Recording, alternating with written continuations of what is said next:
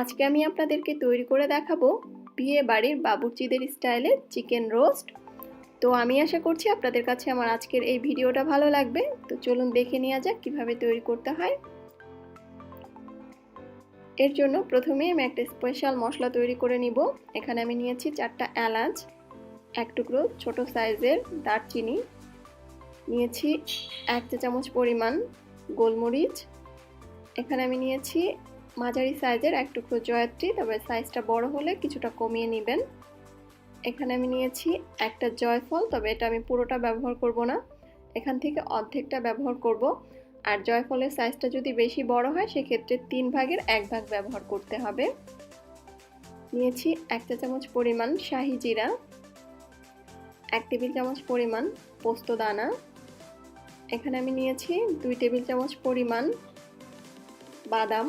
আপনারা এখানে কাজু বাদাম, পেস্তা বাদাম, কাঠবাদাম যে কোনো এক ধরনের বাদাম ব্যবহার করতে পারবেন। নিয়েছি 1 চা চামচ পরিমাণ আস্ত ধনিয়া আর 1 চা চামচ পরিমাণ আস্ত জিরা।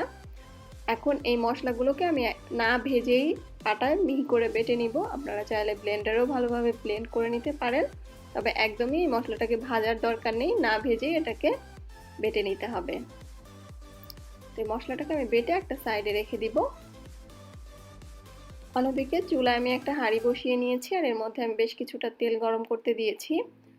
তেলটা গরম হয়ে যাওয়ার পরে এর মধ্যে আমি দিয়ে দিচ্ছি চিকেনের টুকরো।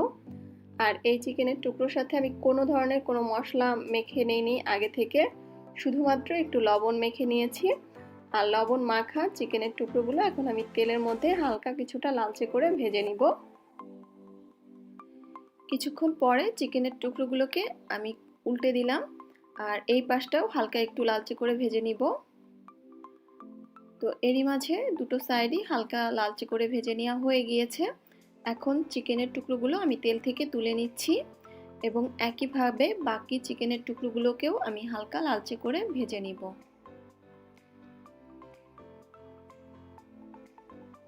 চিকেনের টুকরো ভেজে নেওয়ার পরে ওই তেল থেকে আমি এখানে হাফ কাপ থেকে একটু বেশি তেল নিয়ে নিয়েছি আর এর মধ্যে আমি দিয়ে দিচ্ছি 2 টেবিল চামচ পরিমাণ ঘি। তেল আর ঘিটাকে ভালোভাবে গরম করে নিয়ে এর মধ্যে আমি দিয়ে দিচ্ছি 1 কাপ পরিমাণ পেঁয়াজ কুচি। এখন এই পেঁয়াজটা কিছুটা সফট হয়ে যাওয়া পর্যন্ত ভেজে নিব।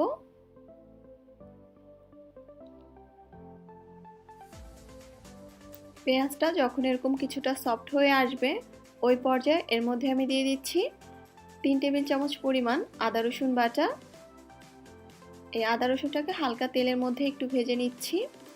এখন এর মধ্যে আমি দিয়ে দিচ্ছি প্রথমেই আমরা যে একটা স্পেশাল মশলা তৈরি করলাম, বাদাম, জয়ফল, জয়ত্রী, গোলমরিচ, শাহি জিরা এইসব দিয়ে সেই মশলাটা, আর দিয়ে দিচ্ছি হাফ কাপ পরিমাণ পেঁয়াজ বাটা। এবার এই সব কিছুকে খুব ভালোভাবে একটু তেলের মধ্যে কষিয়ে নিচ্ছি। এরপরে এর মধ্যে আমি কিছু গোটা গরম মশলা দিয়ে দিচ্ছি।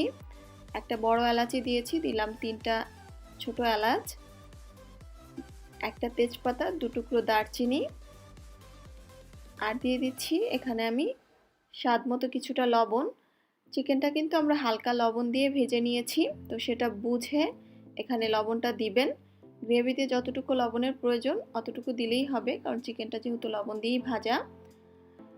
আবারও কিছুক্ষণ একটু নেড়েচেড়ে মশলাটা কষিয়ে নিচ্ছি। আসলে মশলাটা যত বেশি কষাবেন আপনার রোস্টটা খেতে তত বেশি টেস্টি হবে, তবে অবশ্যই খেয়াল রাখবেন নিচে যেন পোড়া না লাগে। এখন এর মধ্যে আমি পানি ঝরানো টক দই দিয়ে দিলাম 1/4 কাপ, আর দিয়ে দিলাম 1 চা চামচ পরিমাণ লাল মরিচের গুঁড়া। টক দই আর মরিচের গুঁড়া দেওয়ার পরেও মশলার সাথে আরও মিনিট খানিক কষিয়ে নিব।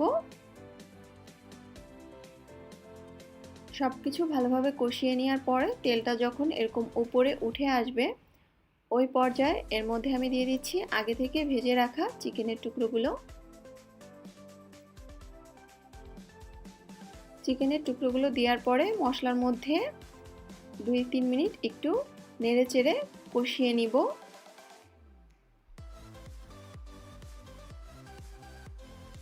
চিকেনের টুকরোটা মশলার সাথে কয়েক মিনিট কষিয়ে নেওয়ার পরে দেখবেন মশলাটা বেশ কিছুটা ড্রাই হয়ে আসবে। এখন এর মধ্যে আমি দিয়ে দিচ্ছি 2 টেবিল চামচ পরিমাণ টমেটো সস। চেষ্টা করবেন সসটা দেওয়ার জন্য, এতে করে রোস্টের কালারটা খুব সুন্দর আসে আর খেতেও ভালো লাগে। সব কিছু দিয়ে একটু কষিয়ে নেওয়ার পরে এখন এর মধ্যে আমি দিয়ে দিচ্ছি হাফ কাপ পরিমাণ পানি।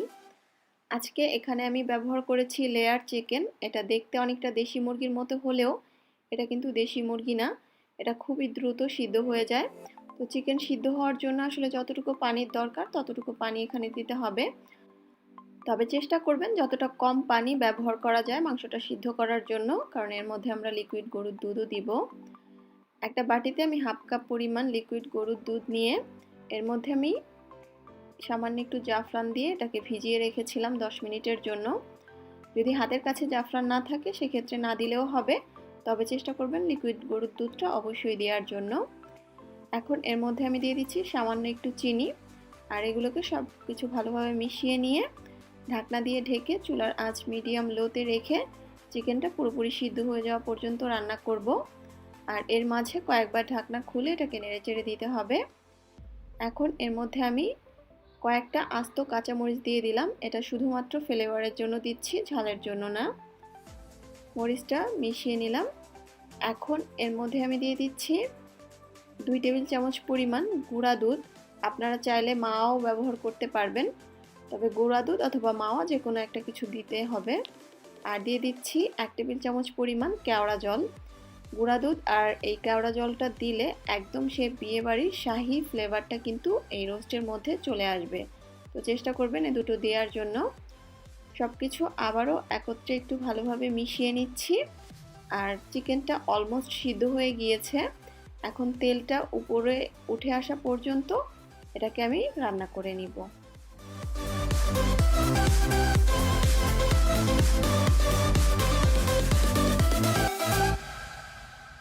তো এরই মাঝে চিকেনটা পুরোপুরি সিদ্ধ হয়ে গিয়েছে এবং তেলটাও উপরে উঠে এসেছে। এই পর্যায়ে আমি চুলার জালটা বন্ধ করে দিচ্ছি। এখন এর মধ্যে আমি হাত দিয়ে ভেঙে দিয়ে দিচ্ছি 1/4 কাপ পরিমাণ পেঁয়াজ বেরেস্তা, আর দিয়ে দিচ্ছি 1 টেবিল চামচ পরিমাণ ঘি। এই পর্যায়ে ঘিটা দিলে ফ্লেভারটা অনেক বেশি ভালো আসে, তো চেষ্টা করবেন ঘিটা দেওয়ার জন্য। আর পেঁয়াজ বেরেস্তা দেওয়ার পরে কিন্তু চুলার আঁচটা একদমই জাল ধরিয়ে রাখা যাবে না। চুলার আঁচটা বন্ধ করে চিকেনের টুকরোর সাথে পেঁয়াজ বেরেস্তা এবং ঘিটাকে মিশিয়ে নিতে হবে। তারপরে ঢাকনা দিয়ে ঢেকে এটাকে 10 মিনিটের জন্য দমে রেখে সার্ভ করে নিতে হবে, যাতে করে ফ্লেভারটা ভালো করে চিকেনের মধ্যে ঢুকতে পারে। তবে এই পর্যায়ে কিন্তু একদমই জাল করা যাবে না। প্রায় 10 মিনিট পরে আমি চিকেন রোস্টটাকে সার্ভ করে নিয়েছি। উপর দিয়ে আমি একটু সামান্য পেঁয়াজ বেরেস্তা দিয়ে সাজিয়ে নিয়েছি। তো আশা করছি আপনাদের কাছে আমার আজকের এই চিকেন রোস্টের রেসিপিটা ভালো লেগেছে। তাহলে আজকের মতো আমি এখানেই বিদায় নিচ্ছি। আল্লাহ হাফেজ।